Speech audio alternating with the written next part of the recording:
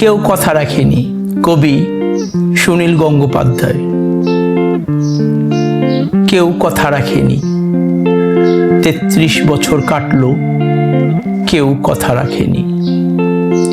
ছেলেবেলায় এক বৈষ্ণবী তার আগমনী গান হঠাৎ থামিয়ে বলেছিল, শুক্লা দ্বাদশীর দিন অন্তরাটুকু শুনিয়ে যাবে। তারপর কত চন্দ্রভুক অমাবস্যা চলে গেল, কিন্তু সেই বৈষ্ণবী আর এলো না।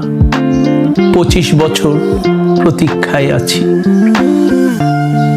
মামাবাড়ির মাঝি নাদের আলী বলেছিল, বড় হও দাদা ঠাকুর, তোমাকে আমি 3 প্রহরের বিল দেখাতে নিয়ে যাব।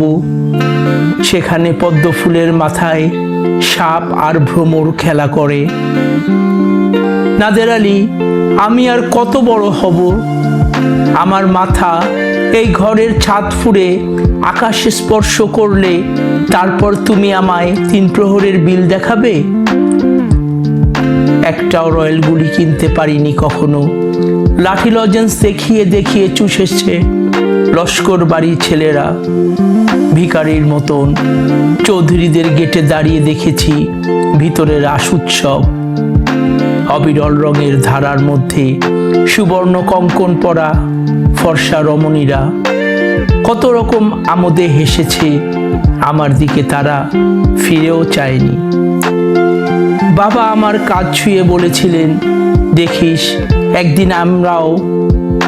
বাবা এখন অন্ধ, আমাদের দেখা হয়নি কিছুই।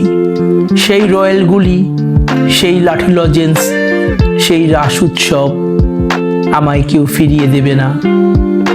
বুকের মধ্যে সুগন্ধি রুমাল রেখে বরুণা বলেছিল, যেদিন আমায় সত্যিকারের ভালোবাসবে সেদিন আমার বুকেও এরকম আতরের গন্ধ হবে। ভালোবাসার জন্য আমি হাতের মুঠোয় প্রাণ নিয়েছি। দুরন্ত ষাঁড়ের চোখে বেঁধেছি লাল কাপড়।